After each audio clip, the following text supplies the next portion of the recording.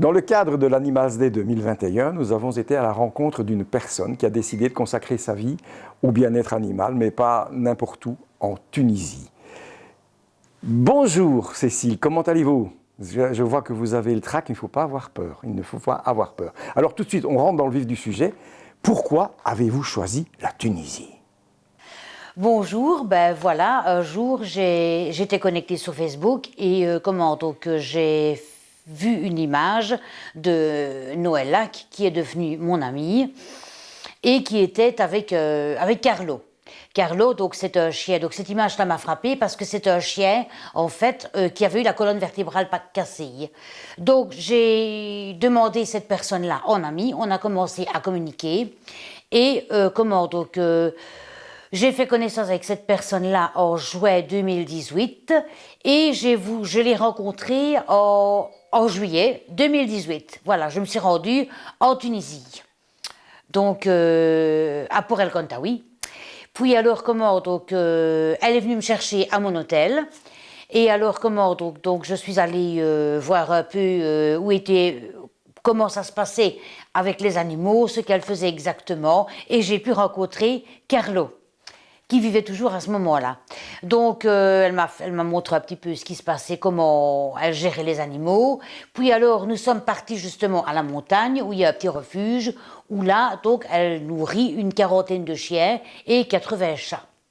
Là, elle s'y rend 2 fois par jour, le matin et le soir. Et quand des personnes sont disponibles, ils vont avec elle dans les alentours pour les faire sortir, faire des balades, ce genre de choses. Voilà. Ah bon, si je comprends bien, l'État ne s'occupe pas de ces chiens errants.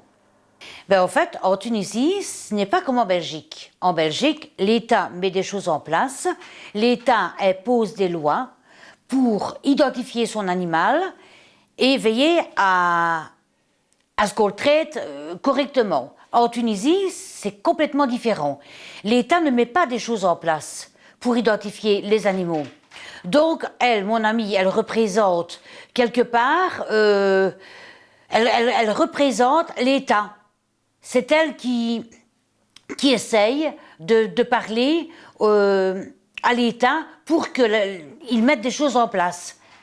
Comme par exemple l'identification d'un animal.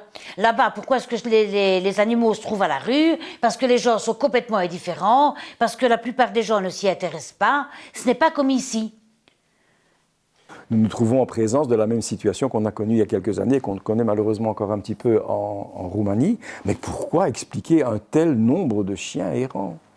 Ben, tout d'abord parce qu'on ne stérilise pas les animaux, donc ils se reproduisent. Voilà, comment on se retrouve avec une montagne de chiens, avec des refuges débordés, parce que les associations là-bas n'ont pas d'aide, comme ici en Belgique.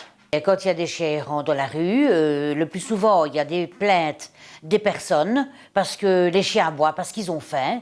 Donc, il y a parfois certaines personnes qui vont leur donner à manger, mais quand ça pose trop de problèmes, les personnes téléphonent à la municipalité, et alors on tue les chiens errants comme ça sur place. Qu'il y ait des touristes ou pas, voilà, on abat les chiens errants. Cécile, on a bien compris que l'explication est peut-être difficile, mais allez, sans langue de bois. Pourquoi y a-t-il vraiment autant de chiens errants en Tunisie? Ben, tout simplement parce qu'en Tunisie, les mentalités sont différentes d'ici en Europe.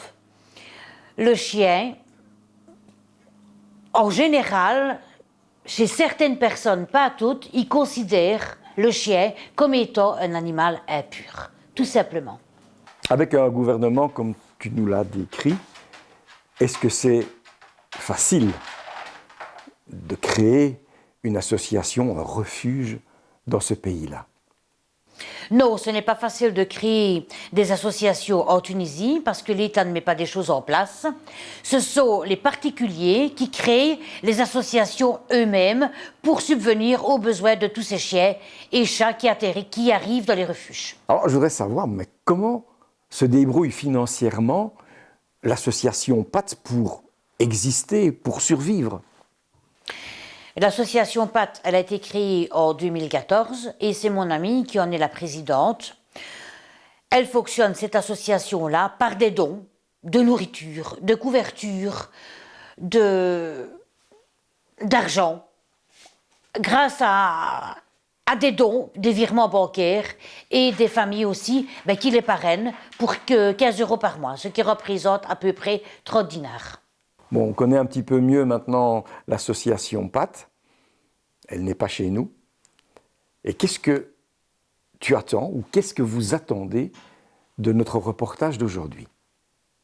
L'idéal, ce serait un petit parrainage de 15 € par mois, parce que vous comprenez bien, ce n'est pas comme en Belgique où on ne saurait pas envoyer des croquettes. En faisant un parrainage d'un petit don de 15 € par mois, ça permettra à l'association d'aller chercher des croquettes et de régler aussi les frais de vétérinaire. Eh bien, Cécile, je crois que tout le monde vous a entendu. J'espère que vous aurez des réponses. En attendant, le numéro de compte s'affiche ici en dessous, donc les personnes qui voudraient faire un don pour votre association sont invitées à le faire. Je vous dis merci, au revoir et bonne chance. Merci beaucoup Patrick et merci aussi aux téléspectateurs qui pourront nous aider. Un grand merci.